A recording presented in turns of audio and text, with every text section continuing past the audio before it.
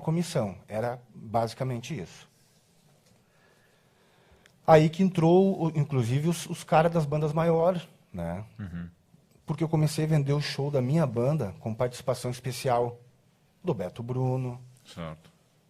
da Cachorro Grande, o Duda da Tequila Baby, o Rafa do Acústicos e Valvulados, sabe? Eu montei esse pacote de venda de shows. E aquilo deu um puf, na minha banda, assim. Comecei a tocar, Passo Fundo, Porto Alegre, interior todo, comecei a tocar mais ainda, entendeu? Eu já estava tocando, só que eu tocava nos lugarzinhos menores, né? Bar, tocando 3 horas de show, assim, sabe? Fazia o que... E nesse meio tempo, inaugurou a Kiss lá. Fui na inauguração e tal, e fui... né? Eu já conhecia o Thiago Mucci na época, porque ele fazia... O Thiago Mucci, né? Fazia obras e tal, e eu conhecia ele através, inclusive, da própria empresa que tanto se fala. Não vou citando o nome aqui para não ficar... Porque já é manchado, né? E aí tu fica falando. Aí eu disse para ele, me bota a tocar lá, né? Ele disse, isso não é comigo, né? Isso aí é com o Alexandre. Aí eu fui lá, conheci o Alexandre. Então, beleza. Aí, até na época eles pediram uma data minha, eu não tinha. Aí eu chamei uma banda de uns amigos meus de Santa Rosa para tocar. E aí, o próprio, acho que, se eu não me engano, não sei se foi o Alexandre, foi o Mucci, alguém me disse, cara, já que tu faz isso, tu não pode me ajudar a cuidar da agenda e tal? E eu, de novo, me dei um start. Eu digo, posso. Só que eu quero montar a produtora Kiss, que seria o quê? Cuidar da agenda e vender os shows. Então, tipo, quem fosse tocar na Kiss ou fosse... Eu intermediaria, eu ganharia uma comissão da banda, uma comissão da própria casa, e eu tocaria. Eu vi naquilo ali eu digo, é agora, né? Eu vou, quando eu quiser tocar, vou ter. Os outros vão me botar a tocar, porque tinha muitos DJs que tocavam em outras casas ou eram residentes. E eu aproveitei disso várias vezes, tipo, botava o DJ a tocar na casa e eu, consequentemente, tocava na casa que o DJ Sim. participava. Só que a Kiss, ela, sabe, inaugurou o primeiro mês, assim, ela andou, segundo mês ela foi pior ainda, o terceiro pior ainda, eu digo, nossa senhora... E eu arrumando bandas, tentando, né, ajudar nessa questão de bandas e tal. Nesse meio tempo, a Kiss começou a ser chamada The Kids. Quem é de Santa Maria ou assim, vai lembrar disso e sabe do que eu estou falando. Eles fizeram festas com colégio. E aí aquilo quebrou a casa. Menor de idade e tal e coisa, eu digo, putz, cara. Aí até meio que me afastei assim um pouco, ficou meio estranho, né? Passou acho que mais uns 3 meses, o Elton veio pra mim e disse assim, cara, lá não tem como, tá complicado lá, os caras não passam nada com nada, não se acertam e tal, fulana não vai trabalhar, o pai do fulano não vai trabalhar e tal. Passou mais, sei lá quanto tempo, o Mucci veio e me ofereceu a boate. Aqui no depoimento dele, ele até falou que foi rápida a negociação e tal, assim, mas eu lembro que ele ofereceu para um monte de gente. Ofereceu até para o Mauro, acho que na época, enfim. Ele me ofereceu e eu digo, velho, eu acho que ele tinha me pedido um valor, até que na época eu não tinha. E eu falei para ele até, eu disse, olha, eu tenho um carro, ele falou 10 mil, mas era 15. Eu disse, eu tenho um carro e 15 mil. Vou resumir. Eu comprei dele, por esse carro, e 15 mil reais. Isso em que ano nós estamos, por favor? Estamos em 2010, eu acho. Só que eu não tenho como te pagar. E eu fiz uma proposta para ele ridícula, assim, de 33 mil, uma coisa assim.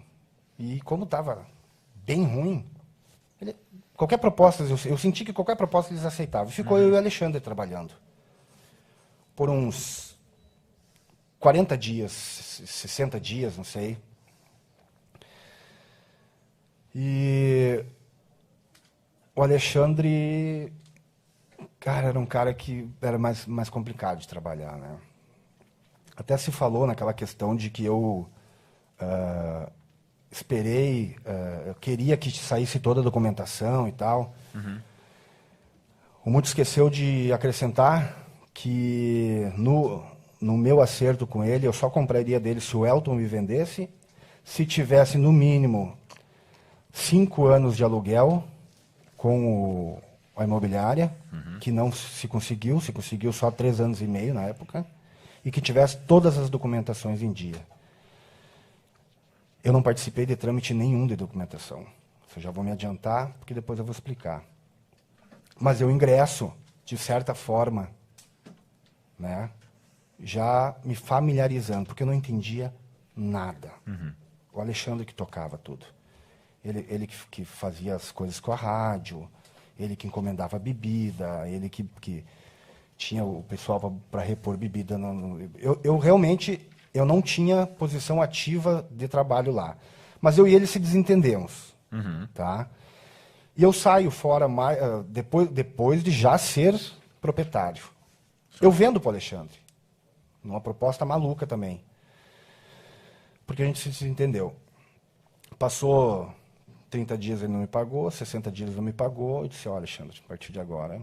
Aí eu digo, ó, a mesma proposta que tu me fez, eu vou te fazer.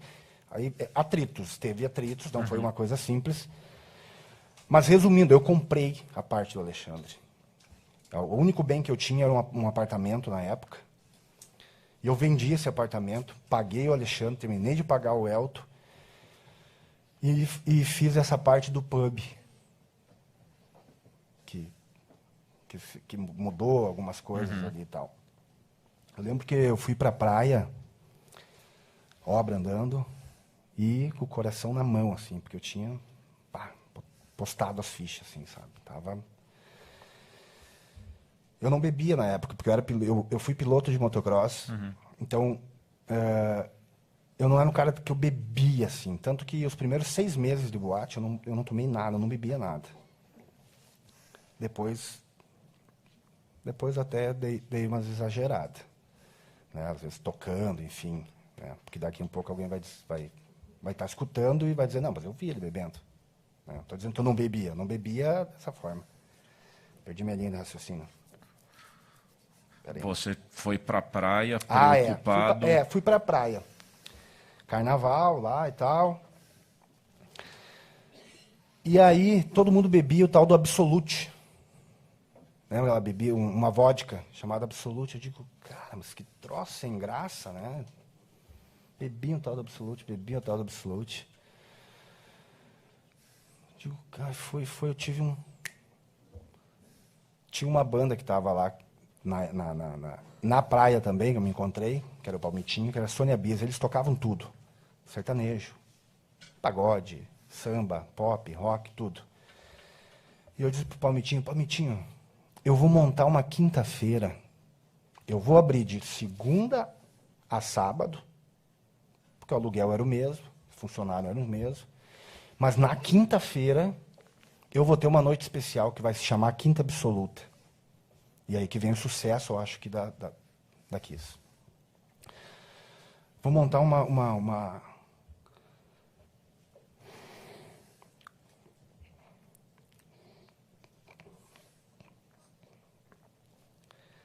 noite chamada Quinta Absoluta, que vai ser...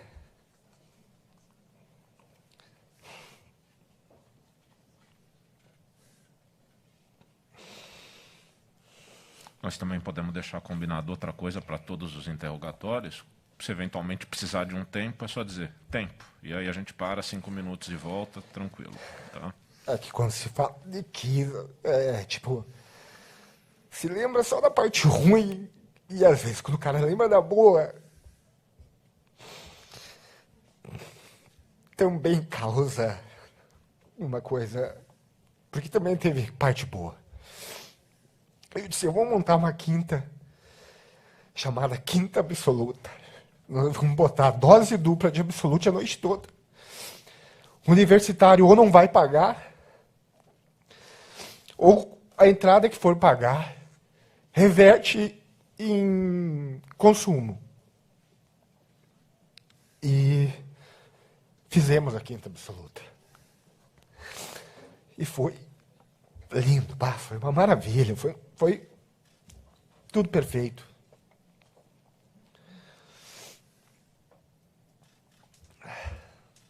Bom. E aqui eles começou a ter um sucesso.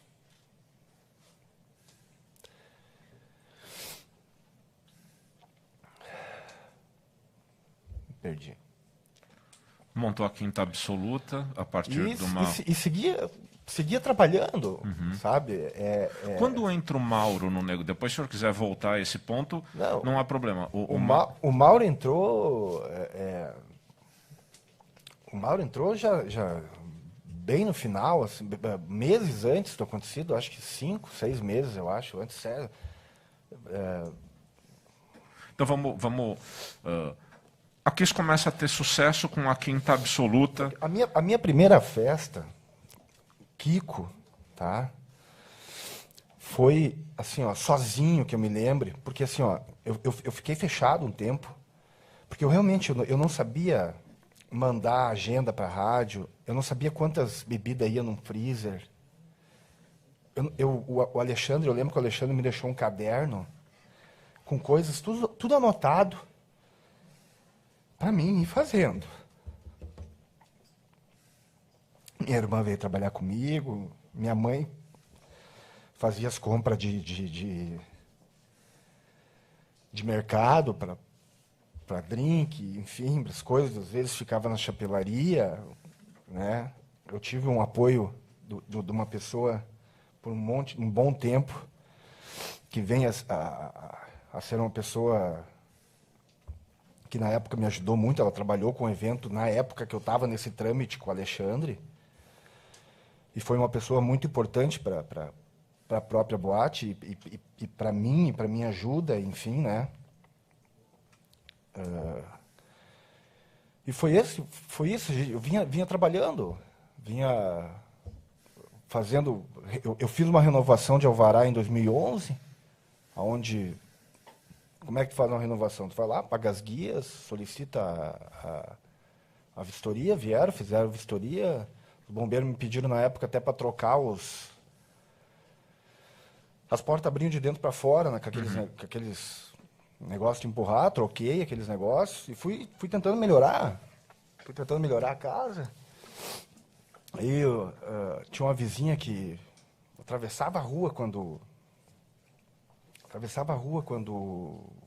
estava fora da boate, para não passar de tão braba que ela era, por causa que realmente a gente tinha esse problema, não só com o barulho da boate, mas o barulho externo dos carros, e depois veio a piorar, porque veio a lei que não podia fumar dentro de ambientes, e aí as pessoas começaram a ir fumar num fumódromo na rua.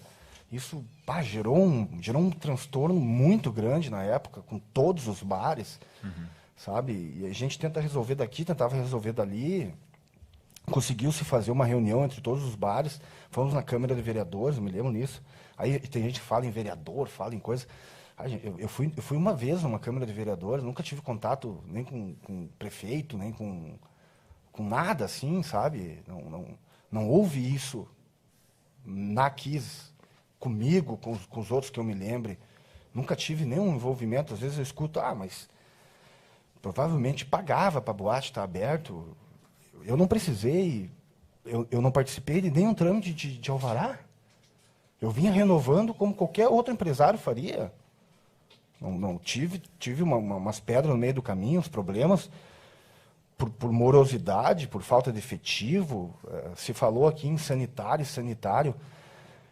Na minha pessoa, eu fui umas 3 vezes, fora a minha irmã, fora meu cunhado, que na época trabalhava comigo, e o pessoal do sanitário estava em greve.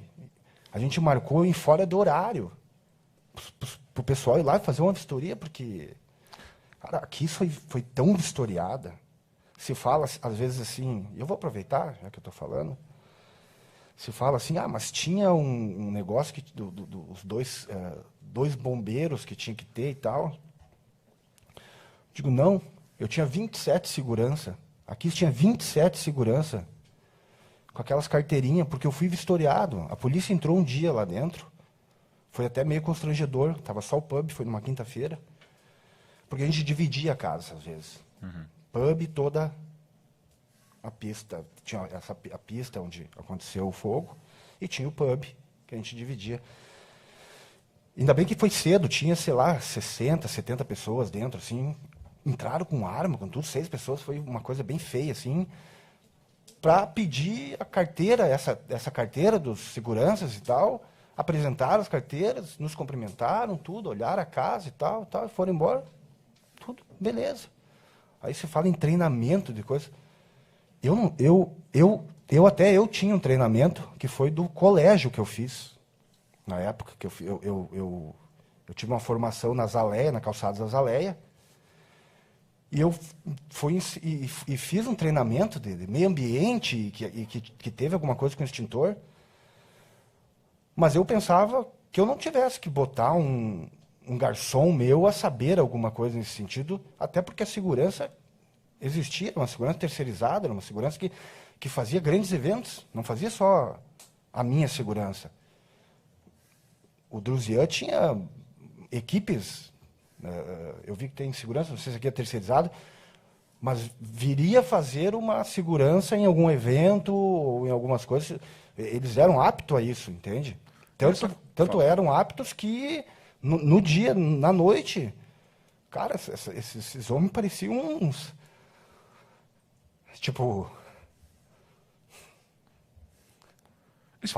Esse problema da sonorização, vamos caminhando para isso. Quando o senhor entra mais intensamente, digamos assim, no tocar a boate, ele foi comunicado pelo Alexandre? Quando... Na verdade, eu não fui comunicado pelo Alexandre, e sim pela vizinha. Era uma vizinha. A gente virou amigo. Ela me deu presente de Natal depois de um tempo.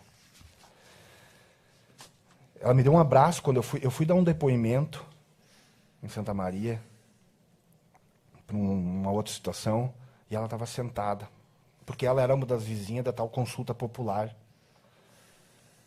E ela me viu assim, sabe, e eu vi que ela queria me dar um abraço, e ela disse, eu vou te dar um abraço. E ela levantou e me deu um abraço. Eu fui lá, dei meu depoimento e fui embora. Mas era essa vizinha o problema. Era uma vizinha o problema. Eu tentei de tudo para resolver.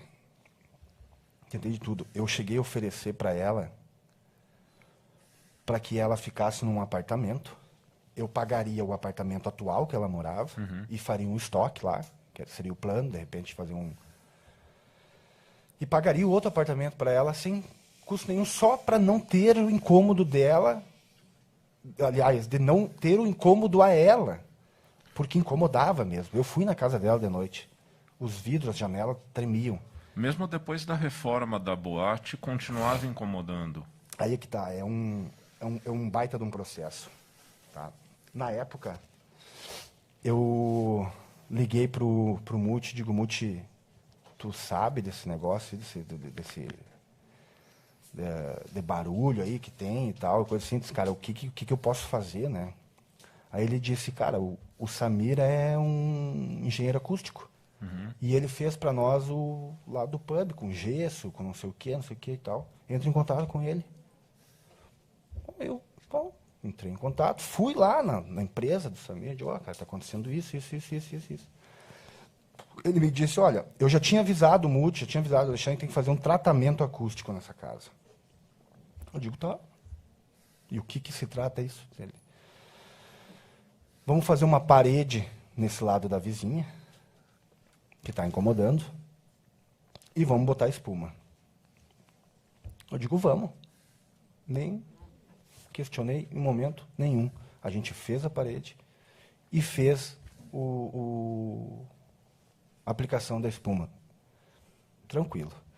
seguiu fazendo barulho. Seguiu fazendo barulho, eu digo, putz, cara.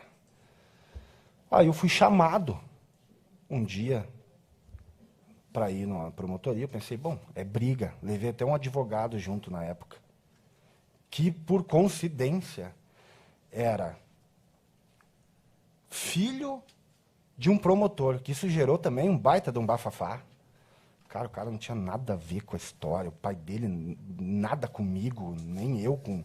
A empresa que ele trabalhava, tá, era uma empresa que trabalhava para a empresa, entende? E eu levei ele na maior inocência do mundo, achando que fosse uma briga. Porque aconteceu brigas, teve algumas coisas, né? Levei lá, quando eu estou saindo de lá, o Marcelo Guidolin está saindo, que é o dono do museu. E me diz assim, e o Marcelo tinha um jeito de falar, ô Piá, pá, ô Piá. Ó, eu resolvi, mas vai te incomodar, vão te incomodar também. Aí eu ainda disse, não, cara, putz, cara, já sei. Aí eu até entrei bem tranquilo.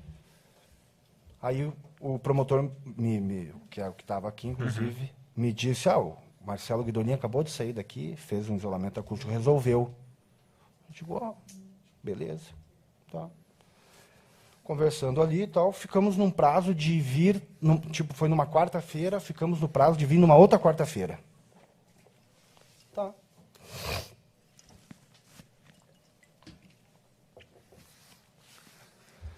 Levei o Samir comigo lá. Eu fiz isso aqui na frente com o Samir. Eu disse, eu vou resolver. Porque eu estou trazendo o Samir, que entende. Fiz tipo como se fosse uma chave. Tá aqui a chave, tá aqui, nós vamos resolver. O senhor nos dá um prazo, seguir com o advogado igual, tudo. O senhor nos dá um prazo, vamos ver o que tem que fazer. O Samir vai lá, vai fazer um estudo, vai ver o que tem que fazer e tal. Ok. Nos deu um prazo para apresentar um projeto. Nesse meio tempo, o Samir me disse, cara, eu estou cheio de serviço e tal. Mas eu vou contratar um outro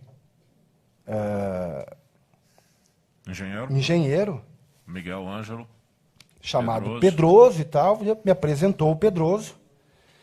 E na época, e eu queria muito ter feito uma cariação com o Pedroso, mas não na... E eu fui muito infeliz, porque eu dei uma entrevista num dia no hospital, lá todo atrapalhado, todo perdido. E eu falei que o engenheiro que me indicou espuma foi o Pedroso. E não foi o Pedroso. Sabe? Isso foi uma... Mas eu não... Eu vinha me dar em conta disso muito depois. E a gente não botou espuma em toda a boate na época, justamente por causa do Pedroso. Porque o Pedroso... Eu me lembro que quando ele chegou aqui, ele disse que a espuma, que ele tinha visto a espuma... Já que tinha espuma, Mas falou que não era adequada e disse que era para tirar, certo? Exatamente. Aí, o que o Pedroso disse assim, eu não trabalho com espuma, eu não precisa botar espuma. Porque é isso. Eu digo... Preciso te fazer uma pergunta. Porque nós ouvimos o Pedroso aqui, Sim. e o senhor estava aqui. Quando ele fala isso, nós não trabalhamos com espuma, isso. Não, eu não trabalho com espuma, ele falou. Disse. Ele, sim, eu sim. não trabalho com eu espuma. Não trabalho... Para não trabalhar com... Quero colocar muito de maneira mais adequada. Ele apresentou como razão para não trabalhar com espuma a toxicidade da espuma? Não.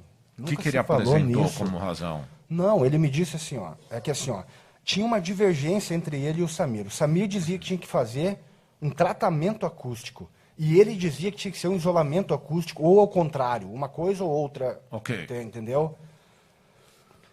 E aí, como ele me deu uma opção que não precisava espuma, eu disse, ótimo. Ele me deu uma opção de fazer de tijolo na época. Uhum.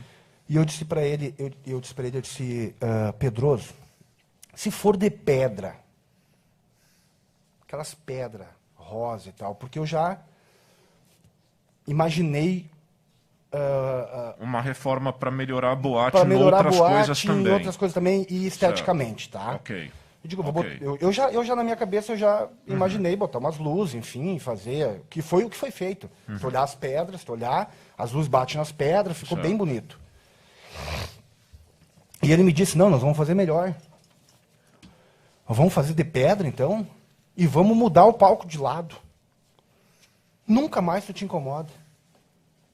Eu digo, ótimo. Só que é o seguinte, tu vai ter que fazer um rebaixamento do teto, e papapá. E montaram todo o projeto, né, que se tratava disso. Mudança do palco de lado. Olha, isso é uma coisa interessante, porque quando eu ingresso na Kiss, a entrada e a saída da Kiss sempre foi a mesma, tá? Mas a entrada e a saída era a mesma.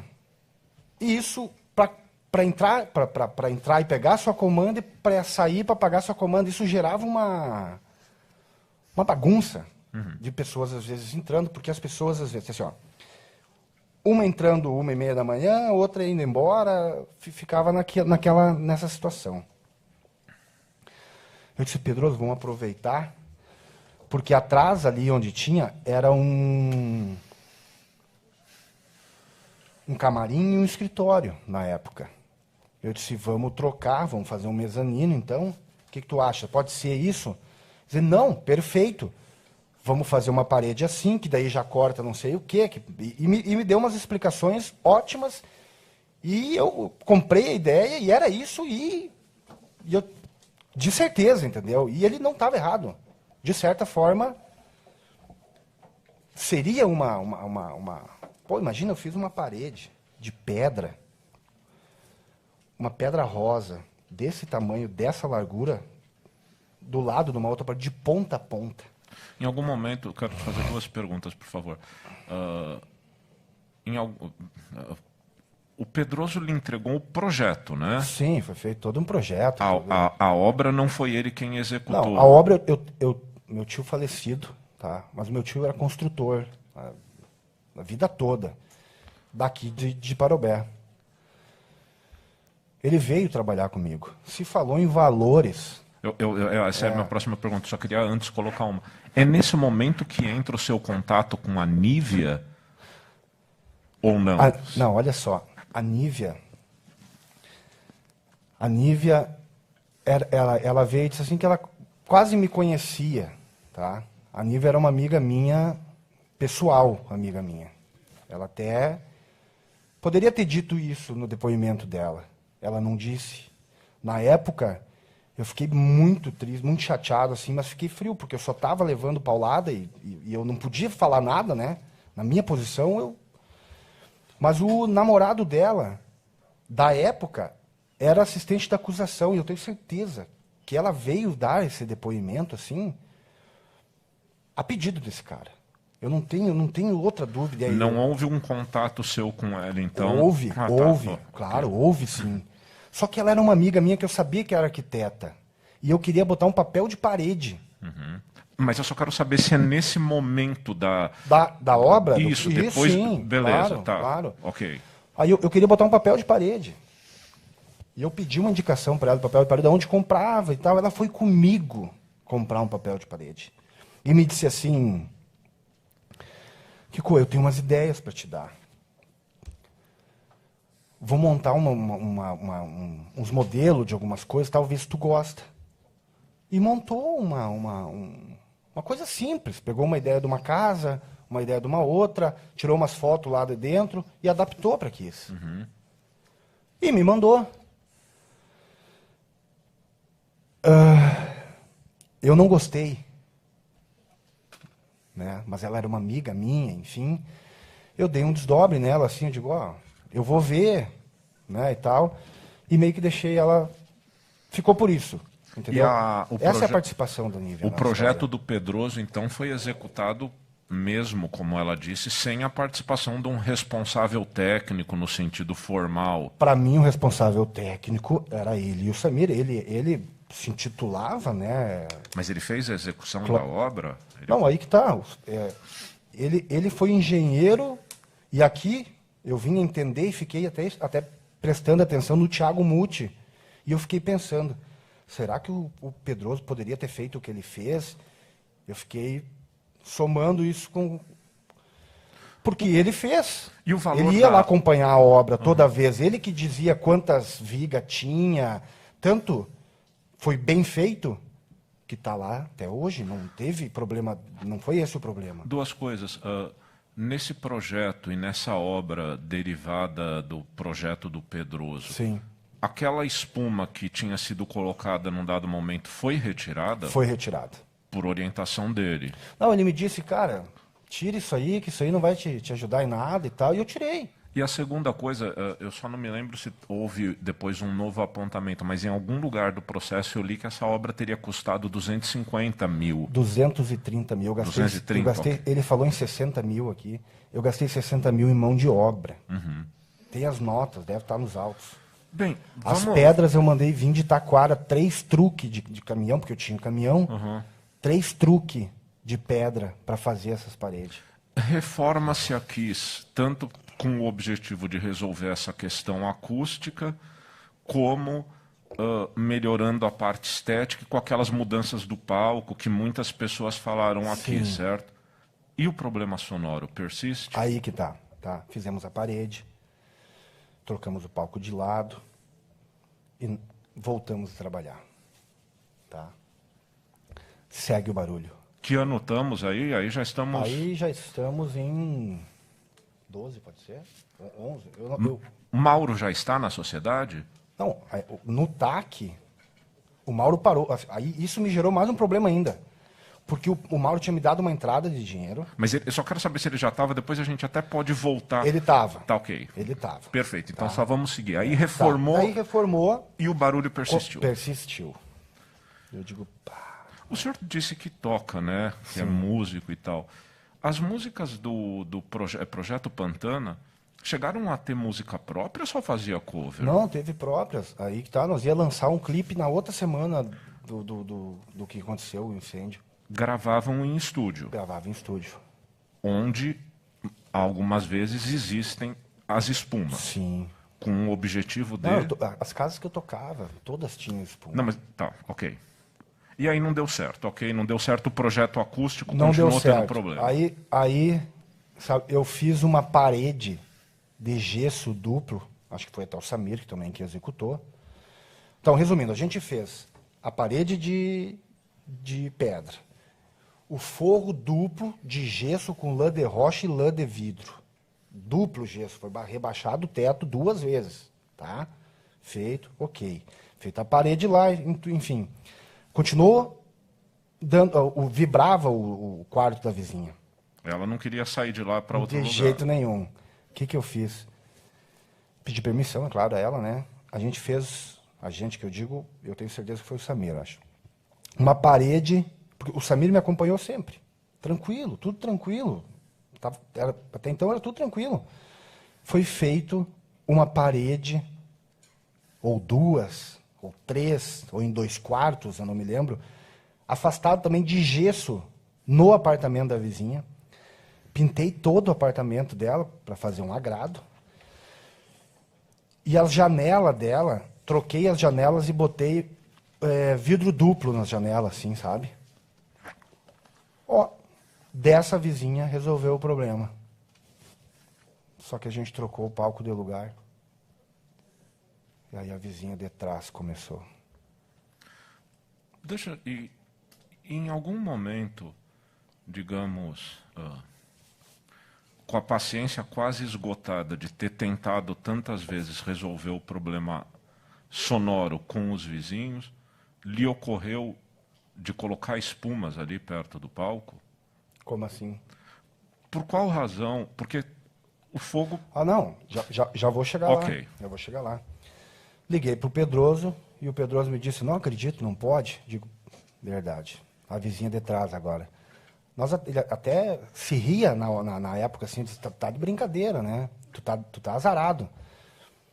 Aí ele me disse assim, ó, faz uma parede, ou eu não me lembro se nós já tinha feito, mas eu lembro que foi feita uma parede de madeira com lã de rocha.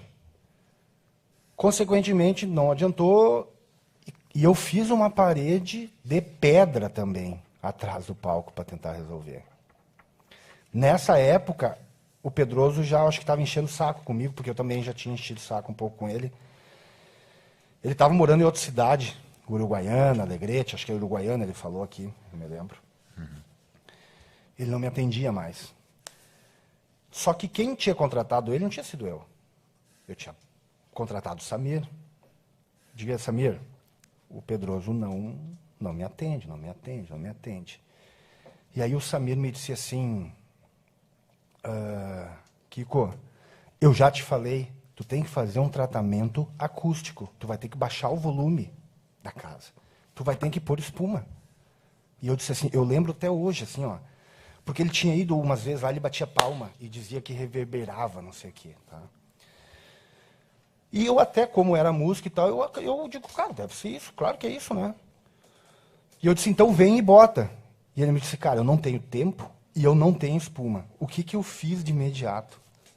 As espumas que tinham sido tiradas, eu pedi para botar no palco. As espumas que tinham sido tiradas, eu pedi para botar no palco. Colocaram, cheguei lá, olhei e digo, meu Deus do céu, que coisa horrível. Tinha estragado tudo, o que estava bem ajeitado e tal. Mandei os guri tirar, digo, tira esse troço, cara. Tira esse troço aí, eu vou comprar umas espuma nova, vamos botar bonitinho. Liguei pro Samir, cara, encomendei, mas não chegou ainda. Eu digo, não, beleza, cara, pelo menos o palco aqui eu já vou adiantar, porque nós ia botar em todo o teto. Nós ia botar todo o teto. O plano era ter botado todo o teto, só que foi botado só em cima do palco, nas laterais e um pouquinho atrás. E tinha sido rebaixado, né? Tinha sido Além rebaixado de tudo. já antes, né? Vou fazer um corte e a gente vai voltar daqui a pouco exatamente nesse Tá. ponto, tá? Quero perguntar outra coisa. A banda Gurizada Fandangueira já tinha tocado na Kiss? A banda Gurizada Fandangueira, a primeira vez que tocou na Kiss, tocou com a minha banda. No palco antigo, digamos assim. Certo. Eles tinham usado artefatos pirotécnicos? Isso é uma coisa que a gente já discutiu até entre nós, assim, né? Eu não vi eles fazer esse negócio. E eu não tinha visto banda nenhuma fazer. Eu não vi banda nenhuma fazer. Esse dia que eles tocaram comigo, inclusive, eu não teria como ver, porque eu acabei de tocar e tinha subido pro camarim. E eles desceram e tocaram. Se fizeram, eu não vi, ninguém me falou que eles fizeram. Mas não era característico da banda? O que eu estou falando aqui também é nós ouvimos praticamente as mesmas pessoas que depuseram aqui. Sim. Assim, ó, Alguns disseram que era característico da banda esses shows pirotécnicos. O que eu estou lhe perguntando é, nós ainda não chegamos nesse dia. Sim. Alguma das vezes que a banda Gurizada Fandangueira tocou na Boate Kiss, eles usaram artefatos pirotécnicos ou não? Ou o senhor não se lembra, não tem condições de responder? Na verdade, assim, é isso que eu quero tentar, e até tento entrar num entendimento até com eles, entendeu? Porque eu cheguei a vender a Gurizada Fandangueira. Eu vendi em Maurício Cardoso, eu vendi em Caçapava. Eu nunca vendi como se fizesse. E se quem sabe eles faziam, e pelo jeito faziam, entende? Mas eu não vi, e a gente já discutiu sobre isso, até quando a gente foi preso. Eu disse, cara, quando que vocês... Porque eu nunca tinha conversado com o Marcelo, e eu nunca tinha conversado com o Luciano. O Marcelo eu sabia da existência, o Luciano eu não sabia nem da existência dele. Eu tenho uma dúvida, eu mesmo tenho uma dúvida importante, que é a seguinte. Foi feita, daqui a pouco o senhor vai detalhar mais, mas é uma pergunta, de certa maneira, específica. Independentemente de artefatos pirotécnicos, sim, é possível dizer que a banda Gurizada Fandangueira já tinha tocado na Boate Kiss algumas vezes, certo? Sim. Ok. Depois que é feita essa reforma, que é mudada... que é mudado o palco de lugar, que tem o rebaixamento do teto, etc. A pergunta é o dia 27 de janeiro de 2013 a primeira vez da banda Gurizada Fandangueira, nisso que eu vou permitir me chamar entre aspas, mas é que eu acho que vai ficar fácil de entender, a nova Kiss, a Kiss remodelada, ou eles já tinham tocado lá depois da reforma?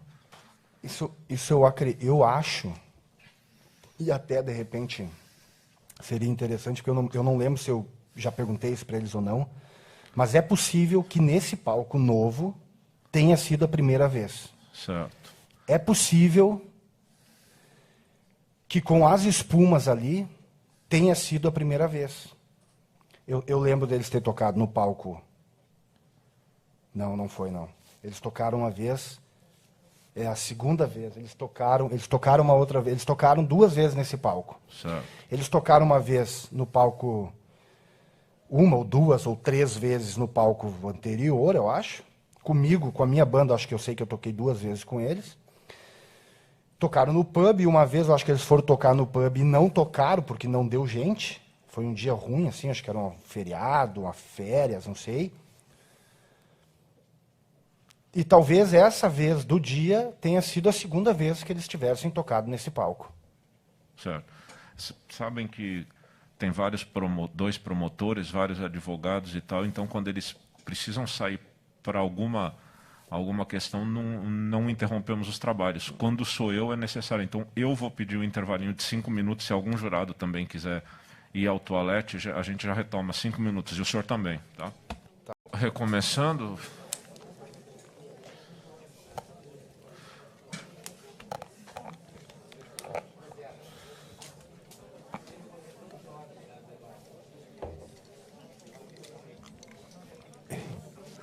Alguém da... Quer falar? Não? Alguém da banda Gurizada Fandangueira ou de qualquer outra banda alguma vez lhe pediu autorização para usar artefato pirotécnico na Boate Kiss? A banda Gurizada Fandangueira, como eu disse, eu sabia do Marcelo que existia, era o único... O Venâncio, que é o cara do som, eu sabia que existia, porque eu acompanhava Passagem de Som. O Luciano eu não sabia dele. Mas eu tratava com o Danilo, né, que era o gaiteiro da banda e faleceu. Mas eu vou ficar. E, como eu disse, assim, ó, eu e o Danilo, a gente tinha até uma relação de amizade, assim. Aqui tinha uma mesa de som, que era uma LS9, que na época era a mesa de som dos sonhos, assim, para uma banda e para tudo. Já veio dos antigos proprietários, enfim, mas era uma mesa boa. Eu emprestei para a Gurizada Fandangueira ou para a DB, acho que para a DB, que é a empresa do Danilo. E a gente conversava sobre diversas coisas quando a gente se via. Tanto que eu vendi a banda dele algumas vezes. Só que a banda deles era uma banda que tocava de bombacha. Sabe? Como é que é? Pinchado. Né? E eu digo, putz, como é que eu vou botar esse cara a tocar aqui? Porque não fechava um pouco com... Uhum. Porque a Kiss, assim, ó... A Kiss tocava... Todas as bandas de Santa Maria, acho que tocaram na Kiss. Só que não tocava quem não queria tocar ou se tocava muito mal. E Santa Maria tinha um lema de bandas boas. Mas a Gurizada Fandangueira, algumas vezes eu não coloquei por isso. Porque eles usavam essas roupas e eu até disse para ele, eu disse, Danilo, para ti se introduzir nesse meio sertanejo que estava na época muito alto, né? Lua Santana, Gustavo Lima, enfim. Eu disse, cara, vocês vão ter que botar umas camisas, né, uma calça, uma coisa assim. E não tem como, né? Eu não lembro se tocaram alguma vez pinchado lá ou não. Mas era isso, eu ainda brincava com eles. Porque eles não eram uma gurizada, tipo... E aí eu dizia, o que tu acha pra noite? A gente sabe, mexendo no nome... Mas brincando, assim, porque vocês não são gurizada, né, e tal. Aquele episódio que, eu não vou me lembrar o nome daquela testemunha que veio ontem aqui, que se eu não me engano é o dono da Balari. O Nilvo. O Nilvo, que ele mencionou que teve uma vez, digamos, que com a banda Gurizada Fandangueira, eu não sei se eles iriam tocar lá, e aí o senhor teria dito que se tocassem lá... Eu não sei se foi Nilvo ou Márcio que falou foi isso. O Nilvo, ontem. Que se tocasse lá na Kiss não tocaria mais. Isso aconteceu? Ontem eu até olhei assim e fiquei pensando, será que eu fiz isso, né? Porque Eu tinha banda e eu tocava no Nilvo. Eu não entendi ontem aquilo, porque eu tocava no Nilvo. Se pegar, tem um monte de vídeo no YouTube da minha banda tocando no Nilvo e... Eu não falaria isso. E quem sabe, de repente, coincidiu alguma data e a gurizada fandangueira preferiu tocar lá na Kiss e de repente disse para ele, ó, Nilvo, o cara me apertou aqui. Deduzindo eu, tá? Não, eu não lembro de ter acontecido isso. E ontem até eu cheguei em casa e comentei, eu disse, fiquei até um pouco chateado, assim, né? Eu não percebi, assim, o quanto eu afetei o Nilvo na época, né? Porque o meu objetivo era fazer festa boa, entendeu? E aí voltemos àquela a minha indagação, que se alguma vez, então, vamos colocar o Danilo nisso, se alguma vez o Danilo, em nome da banda Gurizada Fandangueira, ou qualquer outra banda, estou falando de qualquer outra banda, pediu-lhe autorização para usar artefatos pirotécnicos na Boate Kiss. Assim, até o acontecido, eu não me lembro disso, tá? E se tivessem pedido? Eu acho que eu teria, pelo menos, analisado, dado uma... Eu realmente, assim, ó, pensando firmemente, tá? Eu acho que eu não deixaria por causa das cortinas ou de alguma coisa assim, eu não sei. Então, porque não, eu não deixaria, eu não deixaria.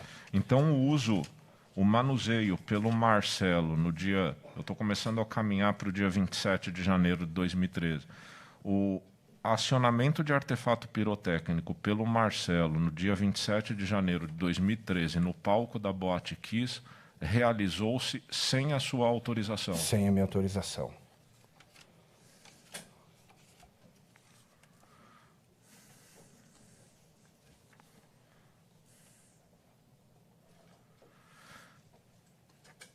E o senhor disse, só para recapitular, que eles já tinham tocado lá pelo menos uma vez depois da reforma. Eu o senhor acredito disse que depois da reforma, do palco trocado, 2 vezes. Essa era a segunda vez. Certo. O que eu tenho quase... De repente, perguntando para eles, depois a gente vai confirmar. Mas eles tocaram no palco antigo, ok, beleza. Tocaram no pub... Deixa eu lhe fazer uma pergunta. Supondo, eu detesto fazer suposições, mas pelo menos o Márcio foi ouvido aqui e disse: é característica da banda Gurizada Fandangueira o uso de artefatos pirotécnicos, certo? Ele disse isso, Sim. Concordamos, não é? A pergunta que eu lhe faço é: sendo característico da banda Gurizada Fandangueira a utilização de artefatos pirotécnicos, depois de ter havido a reforma na Kiss, com a redução do tamanho da distância do teto para o chão, ou para o palco, portanto, o rebaixamento do teto, certo? E a colocação de espumas, o senhor avisou a banda Gurizada Fandangueira, que se caracterizava pelo uso de artefatos pirotécnicos, de que a distância do palco para o chão diminuíra e que havia espumas no teto ou não? Não. Certo. Não tive essa conversa com eles. E eu acredito que realmente eles achavam que esse tareco não pegava fogo. Porque nós usava nas velhinhas direto. Isso eu não tenho por que mentir. E lá atrás, antes de ficarem mostrando toda hora, eu já tinha falado isso. Nós vimos aqui, e a mim me pareceu esclarecedor, porque eu não conhecia a boate, duas simulações computadorizadas do interior da boate. Sim. Né? Uma trazida pela bancada da sua defesa e uma pelo Ministério Público. Elas correspondem, no essencial, ao que era a Boate Kiss? Elas cada uma a seu modo. Assim, ó, inclusive quem apontou as coisas e algumas coisas diferentes, um pouco fui eu. Eu olhei, né? Mas olhando assim no modo grosso, né? Elas são parecidas. Inclusive, eu particularmente, nunca falamos sobre isso, eu acho muito bonita, sabe? Quando eu olhei, eu disse, nossa, sabe? Porque retratou, me lembrou, sabe? Mas algumas coisas tem que lá não tinha. Por exemplo, 2 mesas no meio do negócio não tinha. Uma porta que dá para a saída dos fumantes ali, a gente vai abrir, não abre. Tem como se tivesse o ferro do fumante está mais para frente. Isso na maquete do Ministério Público? Do Ministério Público, Okay. Não, isso é só medir porque tem planta, né? Não fui eu que fiz. Né? Não estou aqui para desqualificar nada. Mas eu olhei e foi feito com um técnico para olhar, justamente para afrontar essa situação. Vamos ao dia 27 de janeiro de 2013. Se eu não estou equivocado, a Natália disse que estavam numa janta. Sim. E daí vão para a Boate Kiss. O senhor já sabia quais eram as bandas que tocariam Pimenta e seus comparsas, seguido do show da Gurizada Fandangueira, correto? Sim. Ok. O senhor chega na boate, que horas? Esse dia, eu trabalhei na quinta, trabalhei na sexta e eu trabalhava até madrugada. Então eu acordava tipo 1h30, 2 da tarde, almoçava 3 da tarde e ia para a boate. E eu ficava até umas 9h30, até o Ricardo chegar, geralmente eu ficava, né? Então todas as passagens de som eu participava até porque eu gostava e estava ali, né? Eu não lembro se só a Gurizada Fandangueira passou som ou se a Pimentas passou antes ou depois e tal. Mas, enfim, eu e a Nath estavam lá, a gente estava lá. Depois a gente foi para casa, tomou um banho e foi na inauguração do sushi de um amigo nosso. De lá a gente voltou, acho que em casa. A Nath retocou alguma coisa, enfim, não lembro se é isso. E a gente foi para a boate, era 1h40, se eu não me engano ainda. Acho que era 1h40 quando eu cheguei. A partir daí eu peço que o senhor me faça um relato Tá. do que ocorreu na sua perspectiva. Eu lembro muito bem, assim, porque eu dobrei a esquina da subida, assim. Aí eu olho, tá o Ricardo e o João conversando na rua. O João fumava na época. Tava o João fumando na rua, na entrada, assim. Eu estacionei. Aí o João entrou para dentro, eu cheguei, conversei com o Ricardo. Digo, e aí, Ricardo, como é que tá? E tal. Nossa, falamos. E eu, de praxe, eu sempre, né, ia nos caixas, cumprimentava um, cumprimentava outro, ia nos bar, ver como é que estava. Eu dava um giro, tá, geral, assim, para ver como é que estava. Até porque o som do pub, e aqui se falou bastante nisso, né? Se o som do pub era o mesmo som do lado lá da boate. Era o mesmo som, o que tocava lá, se escutava no pub. Só que a mesa era separada. E eu geralmente vinha lá, controlava os volumes. Era o Sandro que cuidava disso, mas o volume do pub, geralmente eu dava um pitaco. Ia dar uma mexidinha, que era, consequentemente, do lado do ar-condicionado. Que aqui se falou já várias vezes que a gente desligava os ar-condicionado para as pessoas consumirem mais. Isso é uma coisa que não condiz com a realidade, porque eu comprei a boate e ela não tinha ar-condicionado que gelasse, sabe? Eu coloquei, a gente contratou a mesma equipe que colocou, que fez o ar esse que puxava de fora para dentro. E ontem eu lembro também, eu já vou aproveitar o gancho, que se perguntou para o bombeiro ou para alguém que subiram no telhado e lá estava fechado uns dutos que eram para sair ar, né? Aqueles dutos, na verdade, eles não são para sair ar, né? Aquilo ele puxa o ar da rua para dentro, porque aqui tinha um ar forçado. E eu vou explicar tudo sobre esse ar aqui. Não entendi o... Mas a gente pode pedir uma perícia, não sei, qualquer coisa nesse sentido. Perdi a linha de raciocínio. Estava falando aqui. do ar-condicionado do ar. Pois é. Eu quero falar desde a inauguração da Kiss.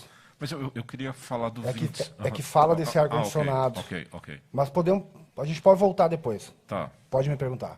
Isso, eu queria, a partir do momento que o senhor chegou, depois de ter ido comer sushi, talvez tenha retornado a casa para que a Natália retoque alguma coisa. Eu subi, entrei na boate, dei uma olhada, né? Olhei o ar-condicionado, olhei o som e tal, dei um giro e voltei para minha esposa. Fiquei na área VIP um tempo, onde estava tocando os Pimentos e Comparsas, que eu até fiz questão de chegar na hora do show deles, porque eu queria vender o show deles. Seria uma banda que eu ia começar a vender. Aí, olhei o show, uns 15 ou 20 minutos, e um rapaz embriagado começou a trambolhar para lá e para cá. Né? Aí, deu um princípio de confusão. Eu disse, putz, né, cara? Só que ele estava com uma turma de amigos, assim, que aparentemente tu via que eram pessoas legais, assim, e tal. Eu digo, vou falar com essas pessoas.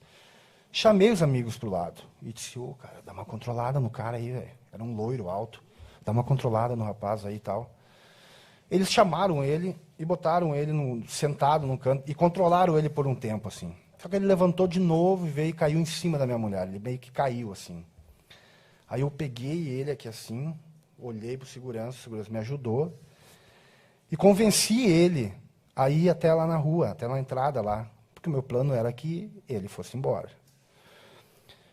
Conversei com ele lá um tempo e tal. Daí eu disse, não, toma um refri então ali na frente do Carrefour. Quando tu voltar um pouco, tu volta. Ele saiu. Quando eu virei, o Fabiano vem correndo assim. Deu alguma coisa no palco. Eu entrei para dentro assim de uma parte da boate e vi que as pessoas estavam vindo e saí pela porta dos fumantes gritando, abre, porque eu escutei, eu não vi fogo. Eu não consegui, eu entrei até um pedaço assim, olhei para o palco, mas eu não vi fogo nem nada. Eu só vi a movimentação das pessoas vindo e dizendo, pegou fogo no palco, pegou fogo no palco. E eu saí correndo pela porta dos fumantes, gritando, sai, abre. Por isso as pessoas falam, trancaram as portas. Era um homem e uma mulher ali embaixo, ali na frente. As portas abriam de frente, de dentro para fora. Eu saí gritando. Eu me perguntei várias vezes, quem trancou a porta? E aí, nesse momento, veio um monte de gente assim e me prensa contra um táxi. E o Baby ainda trupica, sei lá o que acontece, que eles derrubaram o Baby, e o Baby era bem grande. Meio que caiu por cima, assim, de mim, eu tentei levantar ele, só que era muita gente, e saí por cima do táxi, todo mundo batendo no táxi, gritando com o cara do táxi, para o cara sair, e aí generalizou a coisa, aí foi um... Então o senhor não viu o início do show da... Porque aqui, eu posso estar errado no que vou lhe dizer, mas eu percebo duas versões, entre aspas, sobre o show da banda gurizada Fandangueiro. Até então, o que estava posto, num certo sentido, era que tinha tocado Pimenta e seus Comparsas, até aí não há dúvida, entra o DJ um pouco, e aí eu ouvi duas coisas diferentes aqui nesse plenário, a não ser que eu esteja interpretando errado. Uma era de que tinha havido a primeira música da banda, Gurizada Fandangueiro, e na segunda música teria acontecido todo o episódio, o acionamento a partir do artefato. Sim. Mas eu ouvi de alguém, se eu não me equivoco, que teria havido uma espécie de início, um primeiro bloco do show da banda Gurizada Fandangueiro, que teria durado alguns minutos, e a pessoa que fala isso, eu realmente não tenho certeza se foi o Márcio, talvez tenha sido. Foi Márcio. Umas 5 músicas, que ele diz meio que concatenadas. Aí teria entrado o tal chamamé. E no segundo bloco da gurizada, teria entrado o tal chamamé e, na sequência, a música do Naldo quando tem aquela coreografia. Sim. De um modo ou de outro, vamos pegar as duas hipóteses para trabalhar, mas o que o senhor está dizendo é, o senhor estava vendo o show de Pimenta e seus comparsas, certo? E dá o problema com o rapaz. Agora o senhor me dando esse tempo. Eu não peguei o começo do show da gurizada e eu não me lembro de ter demorado tanto com esse rapaz. Pois é isso que eu tô. A minha questão é justamente essa. Eu acho que eu vi o show, ou isso foi no final do show dos comparsas. Porque o que acontece? Eu estou olhando o show dos comparsas. Eles começaram a tocar 1 hora. É 1 hora de show. Eu cheguei que horas aconteceu o fato? 2h30 e alguma coisa. Eu acho que provavelmente esse tempo que eu fiquei com o rapaz ali se iniciou o show da Gurizada Fandangueira. Então... E aí, num momento do show da Gurizada Fandangueira, antes do acionamento, teria sido colocado no palco, teria sido colocado alguns artefatos pirotécnicos. Na verdade, quem refere isso, e talvez seja mais de uma pessoa, no lado... Nas laterais. Nas laterais, eu vi. nas laterais do palco. É que acontece. Pode falar. Eu vou te dar uma, quem sabe, né? Quando uma banda parava de tocar, as cortinas fechavam. Certo.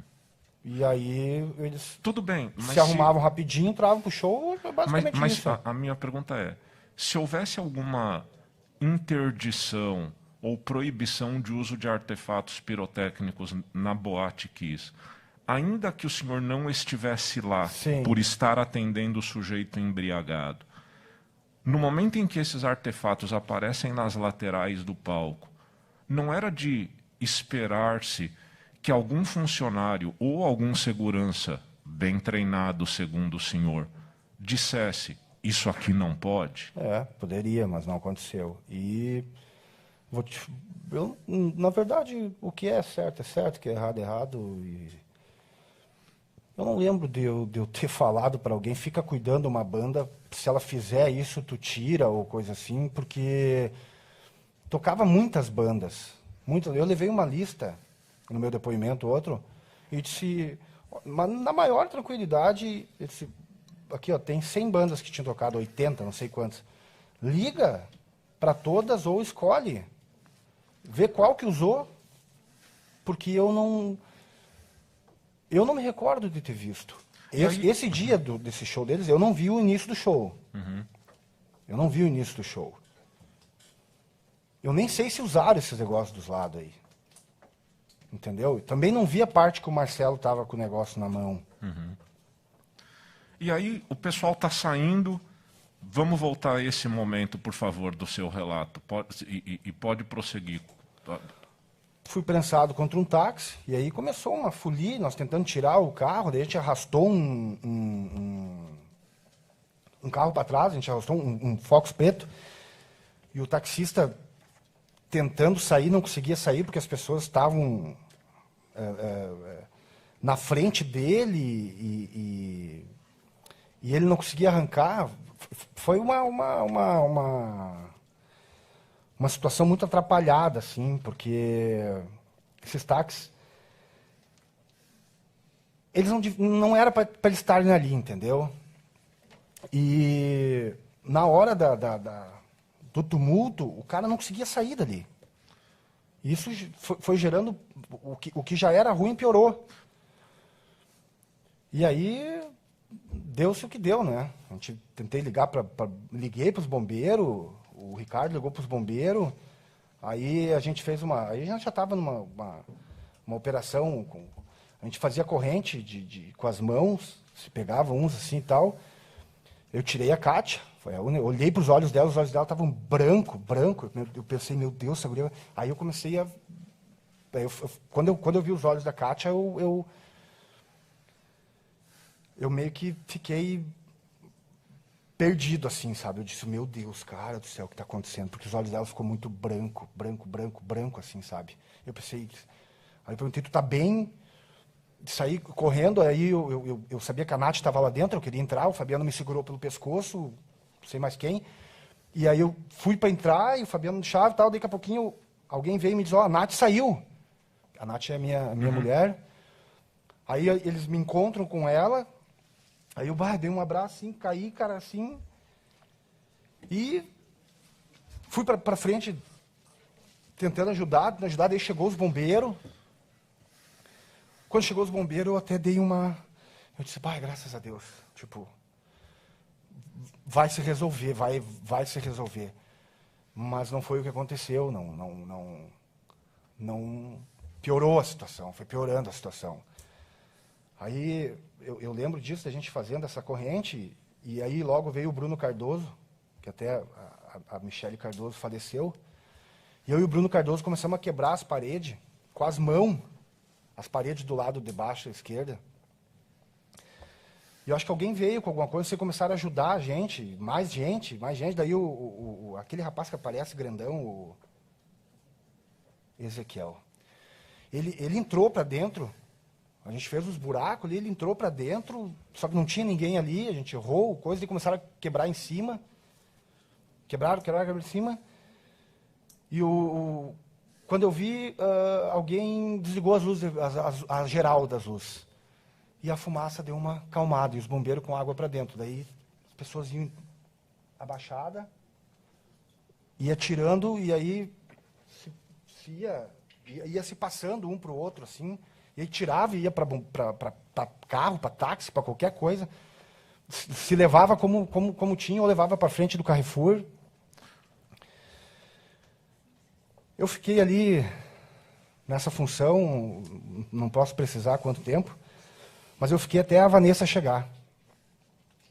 E eu estava preto, sem camisa, eu estava todo... E a Vanessa veio com os braços abertos assim, e eu pensei que ela ia me dar um abraço, cara. E ela veio me dar um tapa. Aí eu disse, meu Deus, cara.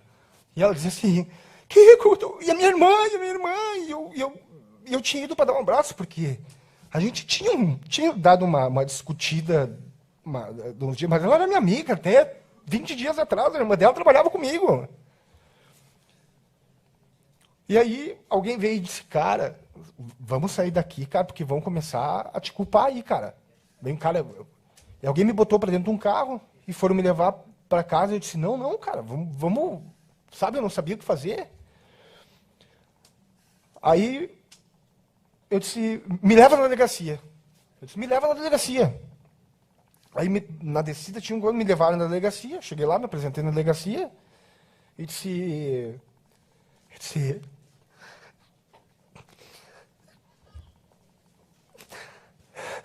Tá pegando fogo na boate, olha, tá morrendo gente, não sei o que fazer, cara. E apavorado, todo preto, sem camisa, e a mulher olhou pra mim. E eu disse assim, o que eu faço? A gente vai lá, o que a gente faz? Ela me disse assim, os bombeiros estão lá. Eu disse, então... Ela disse, então vai pra casa. Que quem tá lá tem que estar lá. Aí eu disse... Eu quero que conste. Eu não sei, mas eu me liguei, sabe? Eu disse, cara, meu Deus do céu, esse troço vai dar um... Sabe, eu percebi que ia dar uma... Eu disse, cara... Eu disse assim, eu quero que conste que eu vim aqui. Eu disse, eu quero que conste que vim aqui. E aí eu fui pra casa e tava a minha mãe, já tava todo mundo lá. Eu não sabia o que fazer, eu não sabia onde eu ia, eu não sabia... Cara, eu tava...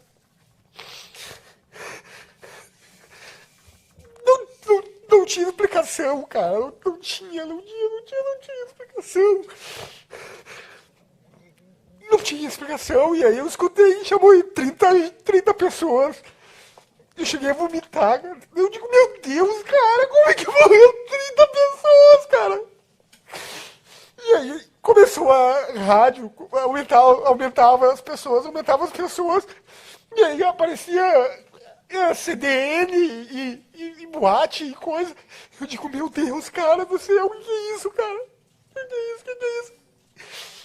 Eu não sabia o que fazer, cara. Não tinha, eu não... Aí meu pai tava na praia, eu liguei pra ele e disse, pai, me diz alguma coisa e tal. E disse, cara, do que eu faço? Eu tô aqui. Eu disse, vem pra cá, eu não sei o que fazer, eu não sabia. Sabe quando tu não tem quem tu pedir? E tu é o cara que tinha que ser o cara, velho. Tipo, eu tinha que resolver e eu não sabia resolver. Tipo, e...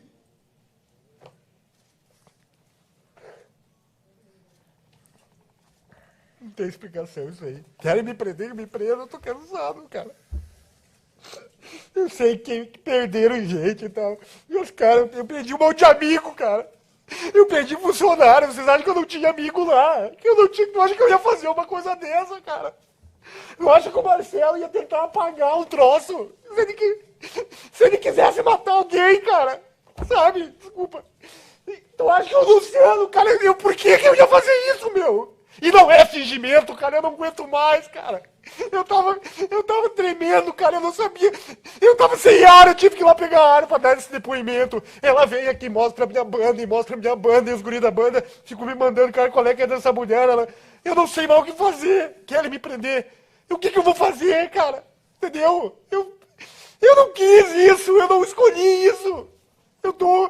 Desculpa de coração, porque eu tenho que me conter, mas não tenho mais, eu não aguento mais, cara, eu não aguento mais. Cara, hoje eu sou pai, tá? Eu sou pai. E eu sei que minhas filhas um dia vão ir. E vão ir, tá? E eu não sei se eu vou conseguir deixar. Eu sei que vocês me odeiam, que vocês acham que eu matei, que eu queria machucar.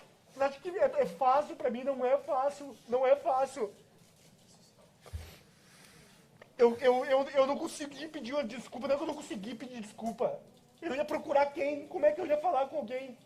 A Vanessa, que trabalhou comigo, que me conhecia, foi me dar um tapa.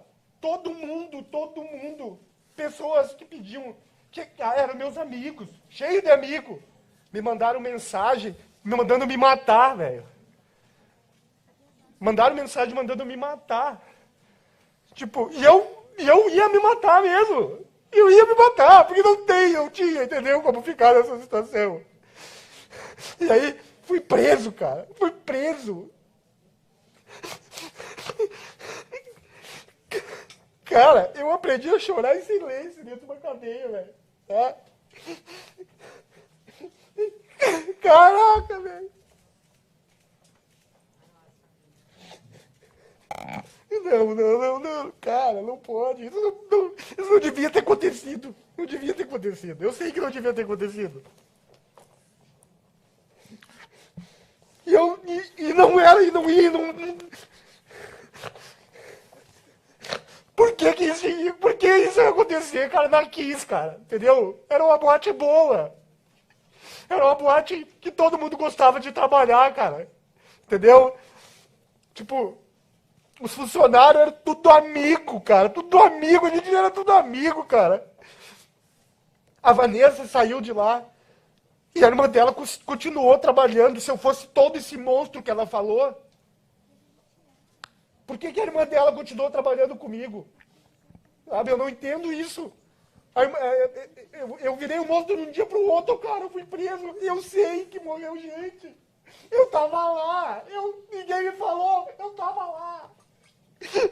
Eu tava lá, cara. Elisandro, eu acho que agora vamos parar uns minutos. Vamos parar, vamos fazer um jantar e a gente retorna daqui 30. Não há problema algum, não há problema algum, fique tranquilo. Vamos seguir o barco, 40 minutos de intervalo e a gente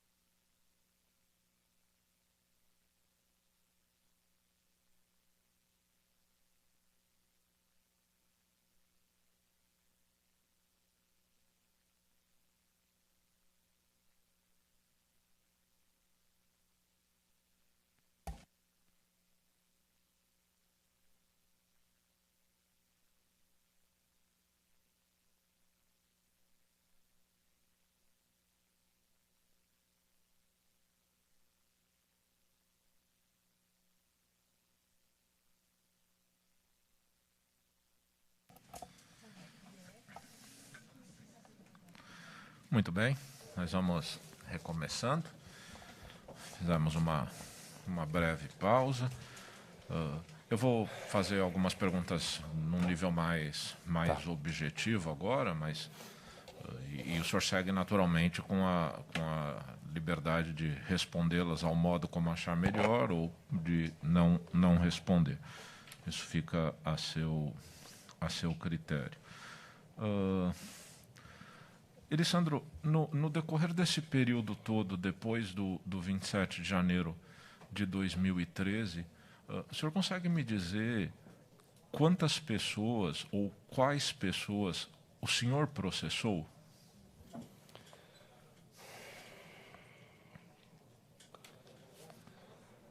Havia um entendimento, né? E de que nós deveríamos vir explicar, né? Não digo dividir as culpas, mas dividir a explicação, né? Se falava em uma porta e se falava em alvará vencido e não sei o quê, e mas, né, para mim eu estava ok, eu estava em dia, eu estava em trâmite de renovação e tudo que estavam me pedindo eu estava fazendo. Então, no meu ver, eu estava certo, até porque eu havia solicitado, inclusive para o Ricardo Loza, mandar para a prefeitura e para os bombeiros por que dos atrasos, por que dessas demoras. E não era só com a prefeitura, não era só com os bombeiros. Eu tinha falado antes, era o sanitário também em greve, e bem complicado, demorado, né? E na época desse TAC, o promotor tinha me pedido para apresentar as documentações, né? E eu disse, olha, eu encaminhei, eu tento e tal, mas não tem, um manda para um lado, manda para o outro, paga guia, faz isso, e não acontece. E eu brigava não, mas eu teimava com o advogado, eu dizia, mas afinal, eu estava ou não estava? Como é que é? Eu vou responder por tudo, como se eu tivesse fabricado um alvará, porque até então a mídia era isso. Boate Kiss não tinha alvará. Era uma boate ilegal. O Datena filmou o meu estoque lá e dizia, olha a área VIP dessa boate. E eu na cadeia olhando aquilo de cara, mas aquilo não era VIP. Eu queria, não tinha como explicar isso. O Mota botava minha foto. Você é um assassino, um cara violento. Sabe, esse tipo de coisa. E eu dizia, cara, mas a boate estava em dia ou não estava em dia? Qual que é o certo? Eu disse, cara, eu fui vistoriado por todo mundo. Todo mundo teve lá na boate. A boate era 2 quadras da prefeitura. Os bombeiros eram do lado. Eu já... Aí se falava em... Deixa eu me lembrar aqui, em fraudes e tal. Eu digo, não, mas parei. Se os antigos proprietários fizeram, eu não fiz, eu renovei. E essa consulta popular que processaram lá atrás e me botaram junto, onde eu nem era proprietário na época, eu refiz essa consulta popular. Mas deixa eu lhe dizer, o Ricardo Loza foi uma das pessoas que processou, certo? Sim. E aqui eu estou falando processou numa linguagem, vamos dizer assim, leiga, tá? Porque, na verdade, os jurados são leigos e processou no sentido de chamou a responsabilidade, ainda que eventualmente não seja. O César Schirmer também, né, que nós ouvimos hoje. Os senhores processaram, certo? Sim. Quem mais? A gente processou o pessoal dos bombeiros, acho que também. Processaram os bombeiros, certo? Os músicos, porque até então... Processaram os músicos. Processamos também. Alguém esqueci, eu não lembro. Eu também não lembro tanto, todos, porque a gente processou... A gente processou porque a gente tinha entendimento de que tinha que vir aqui me ajudar a explicar, entendeu? Porque eu também estava sem entender o que tinha acontecido, porque... Mas é que eu notei, o que eu quero puxar, na verdade, nós estamos num processo heterodoxo, basta ver o tamanho do processo, Sim. numa situação completamente diferente daquela para a qual o sistema jurídico foi estabelecido, só um segundinho, tá. em termos de tribunal do júri. Nós estamos aí há 8 dias fazendo o plenário, né? O júri tem características diferentes.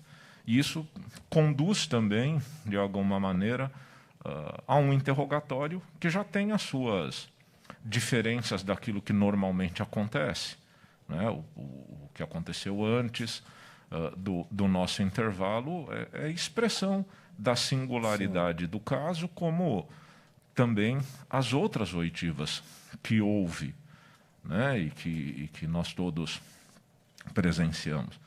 Então, eu vou continuar, e vou ser breve, sempre lhe dando, naturalmente, a prerrogativa de não responder, como foi dada no início, também de uma maneira, não diria exatamente heterodoxa, mas suscitando algumas questões a partir dessa primeira pergunta que eu lhe fiz sobre quem que o senhor teria processado, e o prefeito de Santa Maria, o promotor de Santa Maria, os bombeiros e os próprios rapazes da banda. Porque eu notei 2 coisas. Primeiro, quando falamos do Nilvo, do dono da Balari, que ele referiu aqui, e todos viram o depoimento dele, Sim, não é? eu estava aqui, sim, claro. Aí ele mencionou aquela coisa de eventualmente ter sido dito para a banda gurizada fandangueira, se tocarem lá, não tocam mais aqui. E mesmo depois, o senhor, a sua narrativa acerca do dia da boate, ela foi livre, o senhor pôde falar do modo que quis, eu procurei não interromper, procederei assim com todos os acusados, e fiz o mesmo com vítimas e testemunhas. Mas uma coisa que me chamou a atenção é que, muito rápido, o que lhe ocorreu, porque houve pessoas que entraram na boate para salvar outras, correto? Sim. E entre essas pessoas que entraram na boate para salvar outras, houve pessoas que morreram, correto? Sim. E o senhor vai na delegacia. E vai na delegacia para dar conta muito rapidamente de que, poxa, pegou fogo na boate, mas não é comigo a coisa. É com os bombeiros, não naquele momento, mas é com os bombeiros, é com o prefeito, Não foi isso. É com o promotor, é com a gurizada fandangueira. E a denúncia aponta, e eu digo isso, digamos, falei isso para algumas pessoas aqui, e vou proceder da mesma maneira, desarmando o meu espírito. O que a denúncia aponta é que morreram 242 pessoas jovens, Sim. por conta do contato de um artefato pirotécnico com uma espuma que foi colocada na boate. Fato. Não pela falta de alvará da boate, não pelo fato dos bombeiros terem chegado antes ou depois, não pela atuação boa ou má do prefeito. E é essa questão que eu imagino que defrontar-se com ela deve ser difícil, mas que eu gostaria de procurar entender sob a sua perspectiva. É complicado também. Mas eu entendi. Então fale, por favor. Eu fui na delegacia, era perto das 4 da manhã. Já tinha se passado. Tem o horário do BO. Deve ter. Eu não fui lá para me defender, né? Não. Eu fui e pedi, inclusive, para que alguém voltasse comigo. Porque eu comecei a ser hostilizado lá na frente. Eu disse, a Vanessa subiu e eu abri os braços para dar achei que eu ia dar um abraço nela. Porque a situação era tão perturbadora e tal. E ela era minha amiga até então. E a gente teve um problema, mas depois do acontecido que eu vi que a coisa tinha ficado muito grave, né? Mas até então, a mãe dela teve lá, o pai dela teve lá, a gente conversou, a irmã dela seguia trabalhando comigo. Eu até... Ela tinha me entrado com uma reclamatória e eu dizia para todo mundo, eu disse, cara, em algum momento a Vanessa vai voltar a trabalhar com nós, porque eu gostava da Vanessa, ela era uma ótima profissional, ela me ajudou um monte. E eu depois que eu vi tudo o que aconteceu a raiva dela e a situação aí que eu me deparei com uma... Mas, voltando ao assunto, eu fui para a delegacia para ver o que eu fazia. Tipo, alguém pode voltar comigo lá, porque eu tenho que ir lá, mas não vai dar para voltar, entendeu? Porque eu já tinha sentido o clima pesado. Então, da delegacia é basicamente isso. E ela me disse, olha, os bombeiros estão lá, o que tu quer fazer lá? Eu disse, cara, eu quero ajudar, eu quero ver o que dá para... O que eu faço? Realmente eu não sabia o que fazer. Vou te perguntar uma coisa, realmente eu vou ser mais breve agora, estou praticamente quase concluindo, mas que veio na indagação de algumas pessoas, e eu quero crer que eu próprio tenha dito, sobre o contato posterior com familiares das vítimas. Eu vou deixar de lado a procura pessoal, ok? Sim. Porque cada um pode ter as suas razões para não ir, enfim.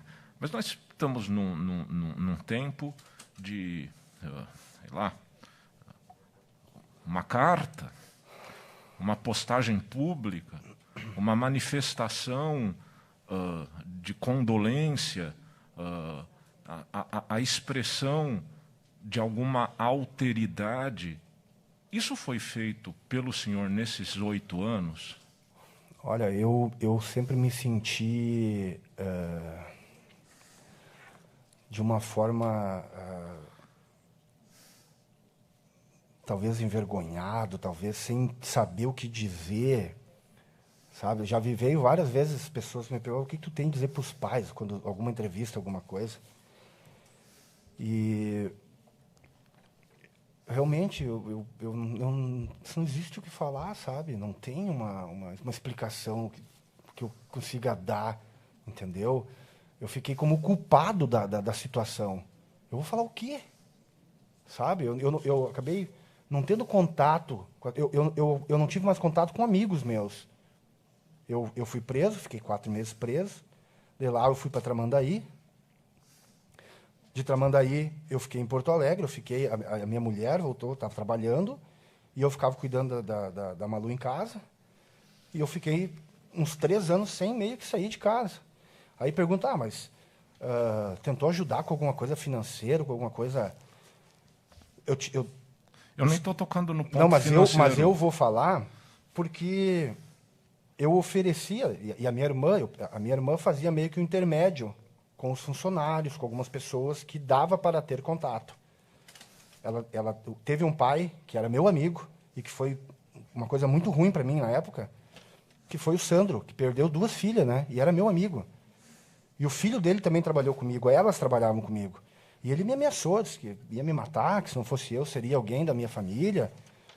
A minha irmã teve contato com ele, o Ricardo teve contato com ele, mas eu não tive como ter contato com ele. Não tive, não sabia por como chegar, como, entendeu? Várias vezes eu pedi para o Jader, consiga que eu converse com o Flávio, consiga que eu converse com o seu Paulo Carvalho, porque é uma pessoa que eu vejo bem atuante e tal. Deixa eu tentar explicar para eles, entendeu? Deixa eu tentar ver se eu consigo fazer eles me entender. Ou de alguma forma, eu pedi uma desculpa para eles, dar um abraço. Eu queria poder dar um abraço. Quando aconteceu o fato, eu fui para o hospital, fui para Cruz Alta.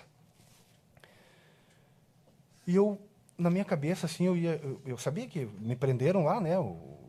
Me prenderam lá, numa cama, e a minha cabeça era que quando eu chegasse na cadeia, que o Mauro já estava lá, que os guris já estavam lá, eu ia pegar na mão deles e nós ia rezar, cara, porque tinha sido uma coisa muito pesada, muito ruim. O que não aconteceu, porque eu fiquei numa cela, eles ficaram noutra. Eu sei, mas o que eu estou dizendo, mas eu não tive esse contato, eu não tive como ter esse contato. É que o abraço, ele é um gesto que exige reciprocidade, compreende? Você só abraça uma pessoa que te abraça também. E o que eu estou dizendo é uma expressão individual sua de condolência que poderia ser, e é nesse sentido a minha pergunta, que poderia ser uma carta. Uma carta escrita à mão. Por exemplo, eu trouxe à tona aqui, isso é literatura, mas eu trouxe aqui, eu tenho o livro lá, não preciso juntar no processo, porque é literatura, o livro a respeito do que aconteceu na Day Station, em Rhode Island, nos Estados Unidos. O acusado, que tinha uma posição similar de dono da boate, ele faz isso. Ele manda uma carta para cada um dos pais das 100 vítimas falecidas. Compreende? E quando você remete uma carta, porque quando você abraça alguém, você espera um abraço. O senhor criticou criticou não, mas aludiu 2 vezes à Vanessa, que o senhor tentara abraçar e que lhe deu um tapa. A questão é, olhando o que sucedera ali do ponto de vista da Vanessa, lhe parece exigível que ela lhe abraçasse? Não, é compreensível, mas eu, na minha inocência, é isso que eu te falo. Na inocência, na hora ali, eu achei que ela tinha entendido a situação e tal, e que nós ia se dar um abraço, e não estou falando depois, eu estou falando exatamente no acontecido. Outra coisa, esses processos que houve e tal, nenhum é indenizatório e tal. É para trazer os caras para vir explicar aqui junto comigo. Entendeu? Aí o senhor disse assim, mas é espuma e é o coisa. Não, mas eles gritam que a boate era ilegal, que a boate não tinha uma porta só. É isso, tem isso, entendeu? Só que eu, no meu ver, eu vinha fazendo as coisas certas. Eu já comprei com aquela porta, mas como é que eu explico se eu já falei várias vezes na imprensa, em tudo que é lugar, e eles continuam dizendo que não tem documento? A espuma lá foi colada com que cola? Mas não faço ideia de que cola seja. Cola de sapato, quem sabe, não sei, não me lembro. Outra coisa que eu queria lhe perguntar agora, realmente indo de modo mais objetivo. Eu já fiz referência a isso, eu estou no processo agora. Para mim aparece como folha 0136, mas não sei se é a folha correspondente. Eu vou ler o que está na petição, tá? Petição elaborada pelo seu advogado. Informa o peticionário que havia uma prática, e aqui essa petição ela é datada de 30 de janeiro de 2013, portanto, muito na sequência do fato. Estava no hospital ou estava preso. Exato.